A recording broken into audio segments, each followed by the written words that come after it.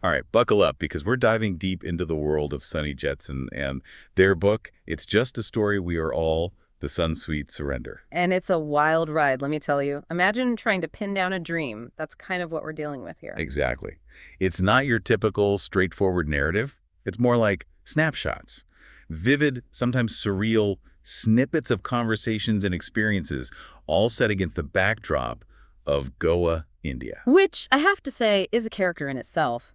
Go is this place that draws in spiritual seekers, adventurers, you name it. So you can already feel that energy seeping into Jetsun's writing. Oh, absolutely. And that's what makes this deep dive so intriguing. We're trying to piece together these fragments, these almost stream of consciousness thoughts, to see if we can uncover some universal truths, or at least understand what Jetsun's trying to tell us. It's a puzzle for sure, but the pieces are fascinating. And I think the key is to remember that Jetsun isn't trying to give us a neat, tidy philosophy. It's more about experiencing their journey, the raw, unfiltered essence of it. Okay, so let's start with Goa. Why Goa? Why is this specific place so essential to Jetsun's exploration of consciousness? Well, think about it. Goa has this long history as a melting pot of spiritual traditions. You've got yoga, tantra, meditation, all these practices that emphasize connecting with something beyond the material world. Right, and you see that reflected in Jetsun's writing. There's this line, you lose your heart, find your spirit. It's this very direct, almost jarring call to look inward, to connect with something deeper. Exactly. It's about getting out of your head, out of the daily grind, and tapping into something more primal, more intuitive. And Goa, with its natural beauty, its laid-back vibe, it kind of lends itself to that kind of exploration. It's like the environment itself encourages a different state of being.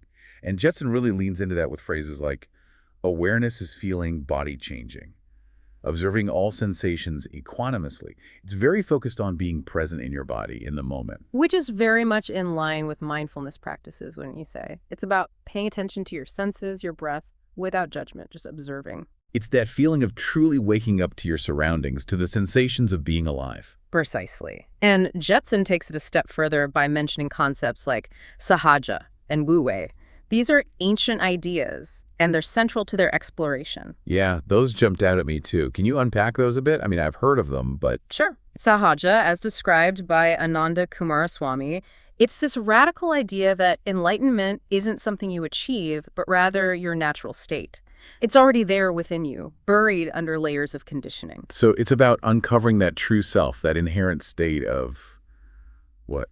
Bliss, contentment. You could say that. It's about recognizing your true nature, which is often clouded by our thoughts and desires. And Wu Wei, a core principle in Taoism, complements this idea beautifully. It's about effortlessness, aligning yourself with the natural flow of the universe rather than resisting it. It's going with the flow, but on a much deeper level, right? Right. Exactly. It's about trusting your intuition, letting go of control, and allowing things to unfold naturally.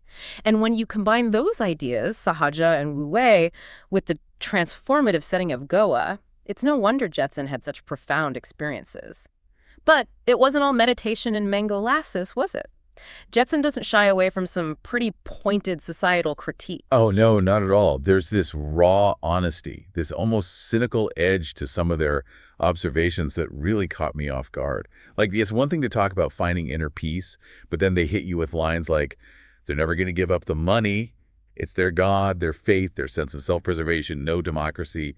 That's not exactly subtle. No, it's not. And I think that's part of what makes Jetsun's perspective so interesting. They're not afraid to call out what they see as the hypocrisy, the emptiness of a world obsessed with material wealth and power. It's like they're saying, wake up, the system is rigged. It makes you wonder, how did those views develop? Was it Goa that sparked that rebellious streak, or was it already there simmering beneath the surface? That's a great question, and I think it's probably a combination of factors. Goa has a long history of attracting people who are disillusioned with mainstream society, who are looking for alternative ways of living and thinking. It's like this breeding ground for countercultural movements, a place where people feel free to challenge the status quo. Absolutely. And Jetsun seems to have fully embraced that spirit of questioning, that willingness to poke at the edges of what's considered acceptable. And that's where things start to get really interesting. You know, it's fascinating how even with those sharp critiques, Jetsun's writing also reveals this deep longing for connection, for love. It's like those spiritual experiences, the societal critiques, they're all part of this search for something more, something real. Yeah, it's almost like a contradiction, this very raw, sometimes aggressive way of expressing themselves. But then you sense this vulnerability, this desire for genuine intimacy. It's almost hidden in plain sight. Right, and it comes out in these little glimpses, these fleeting moments of yearning, like when they write, I want a lover who takes some time, always wanting to desire it. It's not just about casual encounters, there's a depth there, a longing for something that goes beyond the surface. Yeah, and it's not just physical, right? It's emotional too. Yeah. Like in this line, I love beautiful women. Intimacy without intra-crazy. It's like they crave passion, but also peace. Love without the drama. Is that even possible, especially in a place like Goa? I mean, isn't it known for being pretty transient? That's the paradox, isn't it?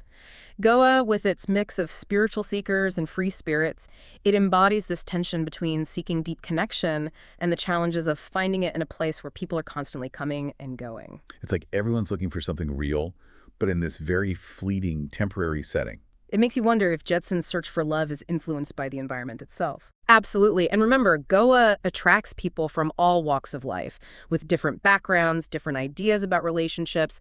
So there's this incredible diversity, but that also makes finding someone truly compatible even more challenging. It's like trying to find a needle in a haystack, except the haystack is full of fascinating distractions. Exactly. And that makes Jetson's moments of genuine connection even more poignant. Like when they write, this was perfect love, a global heart with emotional intelligence, melting into the sun. It's like they've caught a glimpse of what's possible and it fuels their search even further. It's that feeling of glimpsing a different reality and then spending the rest of your life trying to get back there. Exactly. It's the pursuit of that transcendental love, that feeling of truly being seen and understood. And I think that resonates with so many people, regardless of whether they've been to Go or not. We all crave that deep connection. It's a universal human longing. But as we've been discussing, Jetson wasn't afraid to explore different states of being, often through those psychedelic experiences. And I'm curious, how do those experiences tie into their views on love and connection? Well, it's important to remember that for Jetson, those altered states weren't just about individual exploration. They often involved other people, shared experiences that added a whole other dimension to the journey. Right, like they mentioned making DMTT and ritual tripping. It seems like these weren't just casual drug experiences, but more like communal explorations, rituals almost. Exactly. And in many cultures, psychedelics have a long history of being used in spiritual and ceremonial contexts to facilitate connection, both with the divine and with each other. So it's not just about getting high, it's about using these substances as tools to explore different realms of consciousness, potentially deepening those connections with yourself and others. Precisely. But it's crucial to acknowledge that Jetson's writing doesn't shy away from the potential downsides of these experiences either. Right. There are moments of fear, confusion, even darkness woven into the narrative. Like when they write, Space Cadet, I do Class A drugs all night and drink water. I knew one guy stuck in a ditch on ketamine, couldn't get out. It's a reminder that those altered states aren't always blissful, that there are risks involved. Absolutely. And it's responsible of Jetson to show those different sides, those cautionary tales, alongside the moments of transcendence. Because it highlights the importance of respect, approaching those experiences with caution and awareness, not just diving in blindly. Exactly. These substances can be powerful tools for exploration, but they demand respect and understanding. And it's important to remember that everyone's experience is different. What might be transformative for one person could be traumatic for another. Absolutely. It's not one size fits all. But what's interesting is how those explorations, those peaks and valleys, seem to have informed Jetson's perspective on the world at large, especially when it comes to their critiques of societal structures. And those critiques are where that raw honesty we talked about earlier really comes through. It's like they're holding up a mirror, forcing us to confront the systems we often take for granted. Exactly. They're questioning everything, the role of government, the media, even organized religion, and they're particularly scathing in their assessment of our economic systems, calling out the relentless pursuit of profit over people. It's a pretty bold stance to take, especially given how deeply entrenched those systems are in our lives. It is. But Jetson seems to be advocating for a complete overhaul of the way we think about success, about happiness, even about our place in the world. So it's not enough to just tweak the system around the edges. They're calling for a more radical shift in consciousness. I think so. And that's where their own journey from exploring consciousness in Goa to questioning societal norms comes full circle. It's like they're saying, look, I've seen through the illusions and we can create something better, but it requires a collective awakening. It's a powerful message, even if it's not always delivered in the most conventional way. And it definitely makes you think about your own place in the world, your own relationship to these structures. It does. And ultimately, I think that's the mark of any truly thought-provoking work. It stays with you long after you finish reading, prompting you to question, to reflect, and maybe even to make some changes in your own life. It's wild to think about everything we've uncovered, right? This book is like a trip through altered states, societal rants, and cries for genuine human connection. It's intense. But you know what? It's also strangely relatable. That's the thing about Jetson. They're grappling with these big universal questions that we all face, even if we haven't experimented with ayahuasca or questioned the existence of the Federal Reserve. Exactly. It's like they're saying, hey, you don't need to fly to India or brew psychedelic tea to question the world around you. It's about opening your eyes, seeing things for what they are. And they don't hold back on the specifics, do they? Take this line, for example. Coca-Cola's won the right to Ganga water, and goats love hash. Where have the dolphins gone? Sold Kali to the highest bidder. You can't rip off the farmer's land, seeds, Ayurvedic plants. You can't decide freedom for me, can't impose it either. There's a raw anger there, a sense of injustice that feels very immediate, very visceral. Absolutely. It's like they're witnessing firsthand the exploitation, the environmental destruction, the commodification of, well, everything. And it all seems to tie back to this central critique of the system. Exactly. And that's where their critique of societal structures, especially those economic systems we talked about, becomes really pointed. Like they write, the Federal Reserve in reality guarantees perpetual debt. Corporations carry out government policy on their own behalf. The moment you punch a time clock, you enter a dictatorship. That's a pretty scathing indictment. Wow. That's next level stuff. They're going after the very foundation of how we operate as a society. It's like they're saying that we're all trapped in this system, whether we realize it or not. Right. And the way out, at least according to Jetson, seems to involve a radical shift in consciousness. It's not about making minor adjustments. It's about completely changing the way we think, the way we see the world and our place in it. So it's about more than just individual awakening. It's about a collective shift in awareness, a recognition that we're all connected and that our actions have consequences, not just for ourselves, but for the planet, for each other. Exactly. And that's a tall order, but I think it's ultimately a message of hope. Jetson seems to be saying that a better world is possible, but it requires us to wake up, to question, to challenge the status quo.